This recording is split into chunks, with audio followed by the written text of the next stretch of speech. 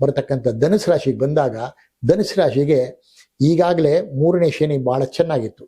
ಏನು ಕುಂಭದಲ್ಲಿದ್ದಂಥ ಶನಿ ಒಳ್ಳೆ ಯೋಗವನ್ನು ಕೊಟ್ಟಿತ್ತು, ಮತ್ತೆ ಗುರು ಸಹ ಸಪ್ತಮದಲ್ಲಿ ಒಳ್ಳೆ ಯೋಗವನ್ನು ಕೊಟ್ಟಿತ್ತು. ಆದರೆ ಈ ರಾಶಿಯವರಿಗೆ ಇವತ್ತು ಗುರು ಮತ್ತು ಶನಿ ಇಬ್ಬರೂ ಬದಲಾವಣೆ ಆಗಿರೋದ್ರಿಂದ ಇಡೀ ವರ್ಷ ಇವರಿಗೆ ಅಂತ ಒಂದು ಒಳ್ಳೆ ಯೋಗ ಇಲ್ಲ.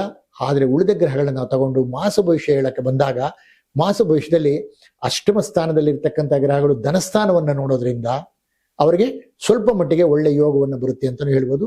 ಮತ್ತು ಈ ಮಾಸ ಭವಿಷ್ಯದ ಗ್ರಹಗಳು ಏನಿದಾವೆ 4 ಮತ್ತೆ ಮುಂದಿನ ತಿಂಗಳು ಬದಲಾವಣೆ ಆಗೋದ್ರಿಂದ ಯೋಗಗಳು ಬದಲಾವಣೆ ಆಗುತ್ತೆ ಅಂತ ಖಂಡಿತ ಹೇಳ್ಬೋದು. ಆದ್ರಿಂದ ಧನುಸು ರಾಶಿಯವರಿಗೆ ಶನಿ ಮತ್ತು ಗುರು ಯಾವುದೇ ಫಲಗಳನ್ನ ಕೊಡದೇ ಇದ್ರೂ ಸಹ ಉಳಿದಂತ ಗ್ರಹಗಳು ಒಳ್ಳೆ ಯೋಗ ಫಲಗಳನ್ನ ಕೊಡ್ತವೆ ಅಂತ ಖಂಡಿತ ನಾವು ಹೇಳ್ಬೋದು. ಇನ್ನು ಇಲ್ಲಿ ನಾನು ರಾಹು ಕೇತುಗಳನ್ನ ಗಣನೆಗೆ ತಗೊಂತಾ ಇಲ್ಲ ಯಾವ ರಾಶಿಯಲ್ಲೂ ಸಹ.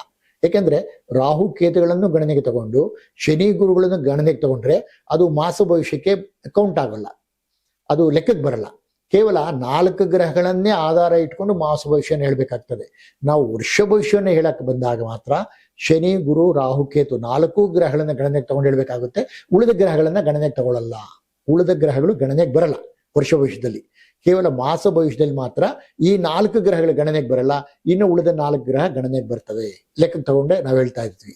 ಅದನ್ನ ಧನುಸು ರಾಶಿಗೆ ಉಳಿದ ಮಾಸ ಭವಿಷ್ಯದ ಗ್ರಹಗಳೇನಿದಾವೆ ರವಿ ಕುಜ ಬುಧ ಶುಕ್ರ ಇವರು ಒಂದು ಒಳ್ಳೆ ಯೋಗವನ್ನ ಕೊಡ್ತಾರೆ.